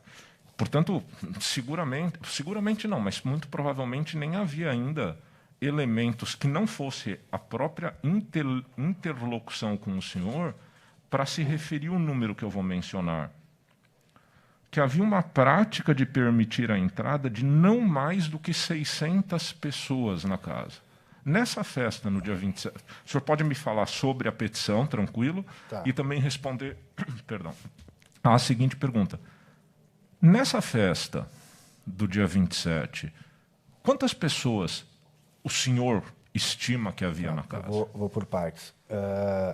Essa petição, ele errou o número de pessoas, e eu até falei para ele isso. Né? Porque eu vi isso semana passada, eu acho que eu vi tem coisas que o Jader fez que eu só assinei. Isso é fato, não tem... Entendeu? Ele entendia que juridicamente era isso, e eu assinava, acolhia, como... Ele é o meu advogado. Ele vinha me orientando, era isso. Mas as tinhas assim, o primeiro ano, quando eu comprei a Kiss, era Kids, a Kiss era falhada. Então a gente tinha um espírito, e era um espírito que eu tinha de tocar nos lugares, de que... e outra, eu também, além de eu não ter um número X, eu não tinha isso, eu não tinha esse número na minha cabeça, de tantas pessoas. Mas nosso sonho era chegar a 1000 pessoas. Que não quer dizer que seja as 1000 pessoas ao mesmo tempo. O nosso sonho era chegar a... sei lá, que fosse chegando, mas era no giro. E a gente ia parando conforme a gente sentia o conforto lá dentro da boate. Isso foi esse ano que se passou e que eu fui indo. O último ano, ou um ano e meio, enfim, teve uma data partida, eu até tenho uma entrevista numa festa, e o Azar fala, onde eu digo exatamente essas palavras. Eu digo, Azar, olha só, ano passado a gente trabalhou quantidade. Esse ano a gente entendeu que vai trabalhar qualidade. E eu comecei a determinar, inclusive em contratos com as turmas, de 800 pessoas. Só entrava conforme saía. Isso tem... assim, ó, eu não tenho... Eu posso falar assim, ó, o problema é a espuma. Ok, não vai fazer diferença. Eu não teria por que lhe mentir uma coisa dessa. A boate fazia um giro. Muitas vezes a gente abriu com colação de grau, alguma coisa assim, ó, tipo, abria 9 da noite, com o pai do pessoal, com os avós. Então, abria a noite ali, ó, 9h30, que eu emprestava a casa, às vezes antes para alguma coisa, 9h30 tinha 150 pessoas já. Dessas 150 pessoas, 30 eram formandos, ou alguma coisa nesse sentido, o resto eram pais, avós, às vezes até o sobrinho. Certo, mas nesse dia, estimadamente, quantas Eu pessoas? acredito que tiver... Assim, essa conta que é feita de 800, e isso eu bato cabeça toda hora, e já... Não tem, e não teria como ter mais do que essas 800, porque a gente não deixava entrar mais que 800. Então, se chegou às 800, tinha 800. O que acontece? E O Baby tinha 74 canhotos no bolso. Uhum. Então, quer dizer que 74 pessoas já tinham ido embora. O que eu tenho como te explicar é isso. Nós chegava em 800, isso eu lhe digo de certeza absoluta. Eu não assim, ó, nós chegava em 800, entrava conforme saía. Então, a boate tinha, sim, vamos hipoteticamente que tinha as 800 pessoas, tá? Contando mais funcionário e mais os seguranças, claro que vai dar um número assim, acima de um permitido. Eu não tenho por que mentir. E os 600 apontado na petição? Isso, ele errou. Tá. Ele errou. Eu não sei por que falou isso, entendeu? E o extintor? Os extintores de incêndios? Por que... Diga. Os extintores a gente tinha renovado. Tinha feito recarga fazia 2 meses, eu acho, 3 meses. Tinha sido recarregado, e nós tínhamos um funcionário chamado Shampoo. Aí se pergunta se era organizado, se era isso, se era aquilo. Nós tínhamos um rapaz, um senhor, né? Era o Shampoo e era a Márcia. Que todo final de festa, ele dava uma geral na casa. Eu não tinha como controlar tudo. Entendeu? Impossível. Mas o Shampoo era um cara que de manhã ele dava um giro, porque o final de noite ele um pouco, quebra um banheiro, quebra um pia, acontece várias coisas. E inúmeras vezes aconteceu de um extintor estar fora do lugar. Mais uma vez, eu não tenho por que mentir isso. Tem uma foto que mostra 3 vezes a mesma foto. É a mesma foto, as 3 vezes. Só fiquei olhando. É a mesma foto. Esse extintor, ele quebrou um gancho. Tem um ganchinho que fica assim, que ele quebrou, a gente botou na gabine do DJ que está do lado. Tava ali. E o do palco ali que tentaram usar? Não funcionou, cara. Não sei se não tiraram o gancho, o pino, ou não funcionou. Eu também queria saber. Mas isso era a responsabilidade de Estava no lugar. Era minha responsabilidade, claro que era minha responsabilidade, a responsabilidade da casa. Com certeza. Eu também fico pensando, se tivesse funcionado esse extintor, se tivesse funcionado... Quem sabe não tinha acontecido isso. Aí tem gente que diz, mas brincaram com o extintor. Olha só. A área VIP, que inclusive é onde eu estava naquela hora, se chama backstage, que é onde fica a gabine do DJ, com o técnico e tal. E atrás ficavam as pessoas, e um bar, enfim, ali, tudo e tal. Nós tínhamos um extintor, e isso nem foi uma ideia minha, não é uma coisa, é dos DJ mesmo. Tinha 2 buraquinhos, que nem tem nessa mesa aqui, ó, tá? com um negócio assim, ó, para cima. E tem várias recargas que eu acho que está nos autos isso, aonde é CO2, que é um negócio que assim, ó, a banda tocou a banda e tal, vai entrar o DJ, fecha as cortinas ali, aí o DJ faz uma parada ali e tal, né? Entra com uma música e solta o CO2. Não era brincadeira com o extintor. Ninguém brincava com o extintor. A gente tem um mínimo de noção. E outra coisa, se um extintor tivesse sido acionado, brincado, ele sai um pó que se a gente abrir aqui vai sujar todo mundo. Eu teria visto. Primeiro, que é o primeiro responsável. O Ricardo teria visto, que é o gerente. E aí sim, o Sandro, que era o responsável pelo som e luz, teria visto. E o shampoo, no outro dia, teria visto pó no chão, ou as pessoas teriam reclamado, um pó no olho, alguma coisa nesse sentido, penso eu. O extintor não funcionou. Por que não funcionou? Deus sabe. Como eu queria que tivesse funcionado. Não funcionou. Ok. O senhor já foi preso ou processado ou só preso por esse processo, né? Sabe o que eu tinha? Uma multa de trânsito, na época. Eu caí uma vez de moto com uma ex-namorada minha, que ela nem representou e apareceu na mídia que eu tinha um negócio de corporal. Essa pergunta que eu fiz é uma Não, pergunta de mas praxe, tá? Na verdade, é legal explicar ok. isso, porque saiu na mídia como se eu tivesse sido... E tinha um processo, teve uma briga entre os meus seguranças e um pessoal da base aérea. Depois que eu já tinha ido até embora. Tanto que eu fui... Os caras foram lá e disseram, não, cara, o Kiko não estava. Os próprios... Teve uma fratura exposta, brigaram entre os seguranças e eles, quando eu já tinha fechado e ido embora, eu nem estava. Eles vão lá e falam isso, tanto que eu... E esse processo estava correndo, não sei como é que diz, em trâmite, e também anunciaram, olha aí, o cara, e eu fiquei até, isso que eu digo, esse cara é um violento, ele falava disso. Cara, eu não vou dizer que eu nunca tive problemas, eu apanhei dentro da boate. Eu peguei amigo meu aprontando dentro do banheiro que eu tive que tirar. Bom. Tranquilo. Não é, assim, ó, as pessoas pensam que ter uma boate é uma barbada. E que é um rio de dinheiro e coisa, é trabalhoso. Não tem, assim, ó, eu tinha, olha só. Eu tinha a Vanessa, na época que abria a boate de tarde. Aí e eu fui organizando isso com o tempo. Porque no começo, era só eu e ela, velho. Fazendo meio que tudo, e daí a minha irmã meio que me ajudava de vez em quando, porque a minha irmã tinha um outro emprego, e eu puxei ela para trabalhar comigo. E as coisas foram acontecendo, fui aprendendo, fui, né? Mas eu tinha, na época, do acontecido, tá?